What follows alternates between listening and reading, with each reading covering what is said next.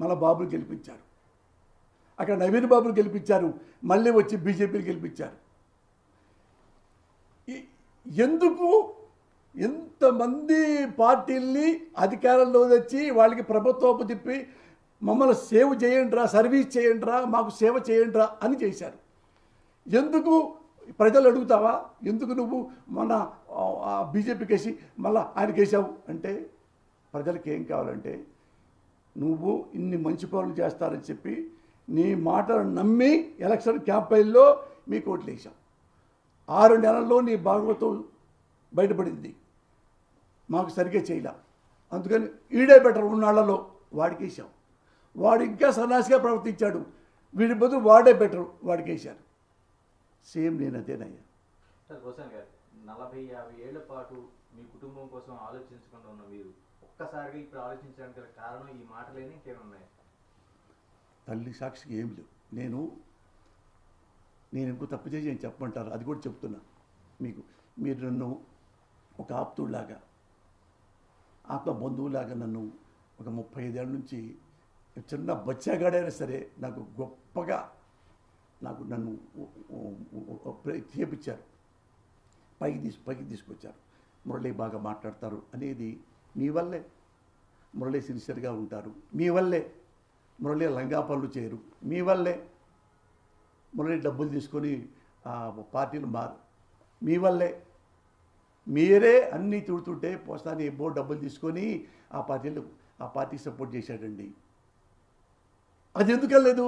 నేను చేయలేదు కాబట్టి. తాగి పడిపోయాడండి ముందాగి ఆ పార్టీలకు. నేను తాగను, నువ్వు పట్టుకోవాలి. మీ వల్లే నేను మంచోడిని, మీ వల్లే నేను హానెస్ట్ని, మీ వల్లే నేను హంబుల్ని మీరు తెచ్చారు. అందుకని నేను మొక్కబట్టం లేదు అబద్ధం చెప్పడానికి, నిజం చెప్పడానికి. ఇప్పుడు చెప్తానండి, మా అబ్బాయి ఇంత మాట అన్నాడు కదా, ఈ మాట చెప్పకూడదు అనుకున్నా, కానీ మరి జర్నలిస్టు నా ఫ్రెండ్ క్వశ్చన్ వేశాడు. ఇప్పుడే వచ్చానంటే నేను మా అబ్బాయిని మేనేజ్ చేశాను. ఎట్లా మా అబ్బాయి అట్లా అంటే నేను అన్నాను, అరే నా రాజకీయాలకి నీకేంట్రా సంబంధం, నేను రాజకీయాలంటే నాకు ఇష్టం రా. ఏమడిగాను మిమ్మల్ని, నేను పేకాడతానా, ఆ మాలెపడి తిరుగుతానా, పిచ్చి వేషాలు వేస్తానా, ఏమన్నా గుర్రపుర పందాలు వేసానా, ఏమి నన్ను ఇంటూ పైసా కూడా వేస్ట్ చేయరు కదా నాన్న, నాకు రాజకీయం అంటే ఇష్టం నాన్న అని. నీకెందుకు నాన్న, నువ్వు ఎన్నెన్నో పనులు చేస్తావు, నేను అడిగాను నిన్ను, నువ్వు వెళ్తావు కారు వేసుకొని, ఎక్కడికి రా అని అన్నాను. నాన్న నువ్వు మంచోడివి కాబట్టి నేను అనలేదు, మరి నన్ను ఎందుకున్నానో నువ్వు కామెంట్ చేస్తున్నావు అని వాడిని నోరు మూపించడానికి ట్రై చేస్తే ఇంకొకసారి మాట్లాడిన తర్వాత నాకు ఏడుపు వచ్చింది. ఇది వాస్తవం నాన్న. మా అబ్బాయి నా మాటలు అంటే వైఎస్ఆర్ కాంగ్రెస్ పార్టీ నుంచి కూడా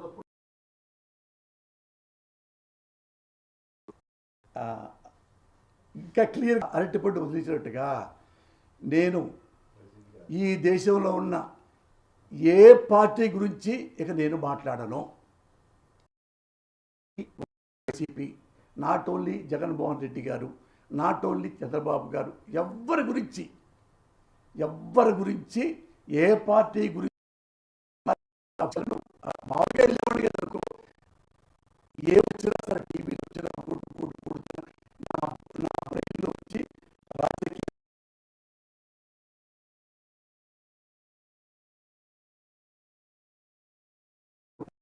గురించి మాట్లాడను, రాజకీయాల దగ్గరికి వెళ్ళను, అందులో ఇంటర్ఫీర్ గాను. ఇంకేమైనా క్లారిటీ ఉంటే చెప్పండి, చెప్తాను. అంటే వైఎస్ఆర్ కాంగ్రెస్ పార్టీలో మీకు ప్రాథమిక సభ్యత్వం ఉంది? లేదు, తీసుకోలేదు. ఇంతవరకు నా జీవితంలో ఏ పార్టీలో కూడా సభ్యత్వం నాకు లేదయ్యా.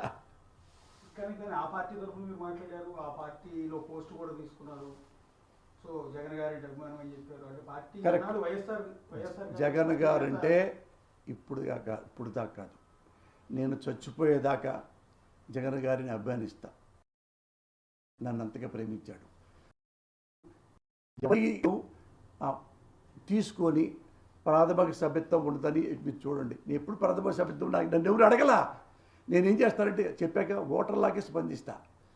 ఈయన బాగున్నాడు, ఈయనకి సపోర్ట్ చేస్తా, ఆయన బాగాలేదు సపోర్ట్ చేయడు. ఓటర్ ఉంది. ఇప్పుడు రామారావు గారు అప్పుడు దాకా లంచాలు ఇచ్చారు, ఎవరు కాంగ్రెస్ వారు. ఈయన రామారావు మంచోడట, రామారావు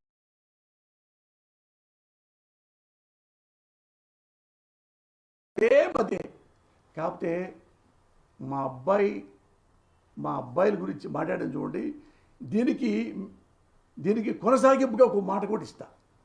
ఇంకొకసారి ఎప్పుడు నా బ్రెయిన్ బ్లాస్ట్ అయిపోయిందంటే, నా బుద్ధి,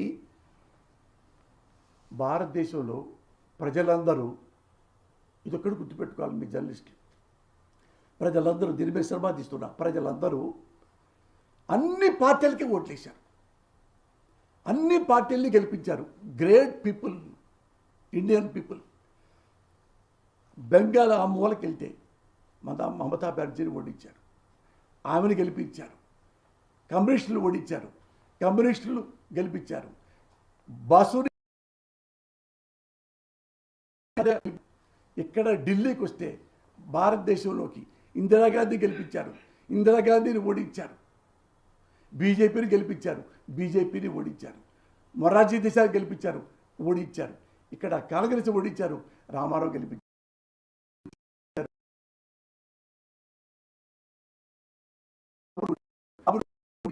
జగన్ గెలిపించారు, జగన్ ఓడించారు. రాజ్యసభ ఇస్తారు, ఎమ్మెల్యే ఇస్తారు, ఏమైనా అడిగినా ఇచ్చారు. వద్దని చెప్పారు. ఆయన నన్ను ఒక తమ్ముళ్ళలాగా బాగా చూసుకున్నారు, అభినందించారు. అలాగే నారా చంద్రబాబు నాయుడు గారు మిమ్మల్ని ఎంతో గొప్పగా గౌరవించారు, అది మీకు తెలుసు. మీకోసం 2 లక్షలు నా ఓటు గురించి రాశారు. నారా చంద్రబాబు నాయుడు గారు చేసిన మంచి పనులు అని అట్ట లిస్టులు కూడా రాశారు. మళ్ళీ మీరు పొరపాటు ఇచ్చినప్పుడు మనల్ని విమర్శించాను.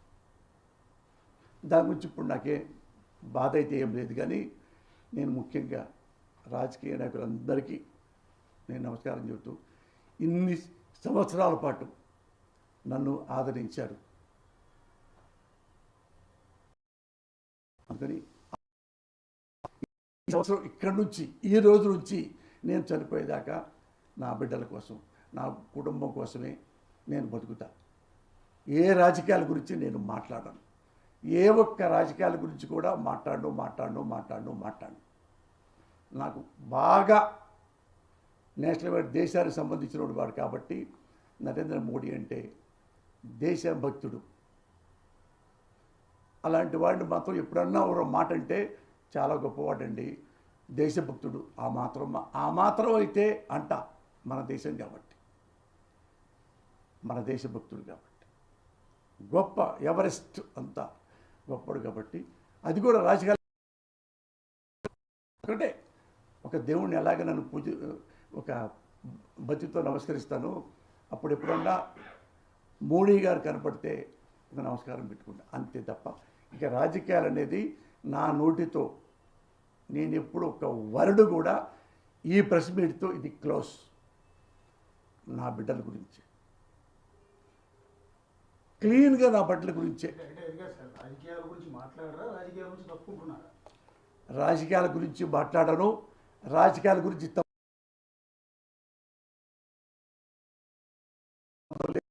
ఏ నాయకుడి గురించి నేను కమెంట్ చేయను, మంచి చెప్పను, మాట్లాడను. మీ ప్రెస్ మీట్లో ఎంతమంది ఉన్నారో, మీరు ఎంతోమంది డజన్లు ఆ జర్నలిస్టులు, వాళ్ళందరూ నాకు తెలుసు.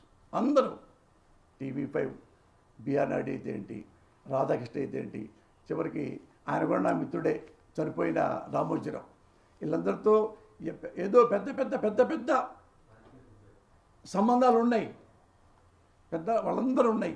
వాళ్ళందరికీ మళ్ళీ చెప్తున్నా. ఇంతమంది ఇప్పుడు ఈ ఒక జర్నలిస్ట్ అశోక్ అడిగాడు, రాజకీయాలు ఏమన్నారు,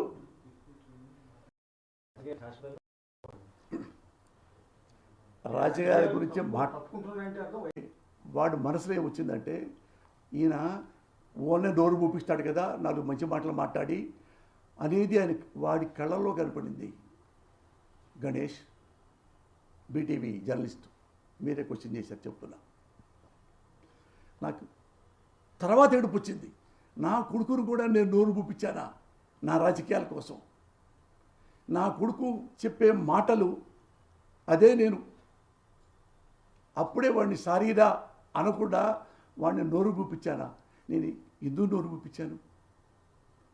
వాడు మాట్లాడింది నిజమే కదా, నన్ను ఎప్పుడు పట్టించుకోలేదు నాన్న అంటే ఐ క్రైడ్ లైక్ ఎనీథింగ్ అన్న. నన్ను మీకు తెలుసు కదా, నేను ఎవరికైనా భయపడతానా, ఎక్కడన్నా పారిపోతానా, ఏడ తిరుగుతాను తెలుసుగా మీకు 24 గంటలు మీకు తెలుసు. ఒకటే నేను ఎదవనో మంచివాడిని చెప్పడానికి ఒకటే ఒక మాట, రాజకీయాలు నిజాయితీగా ఉండంటారంటే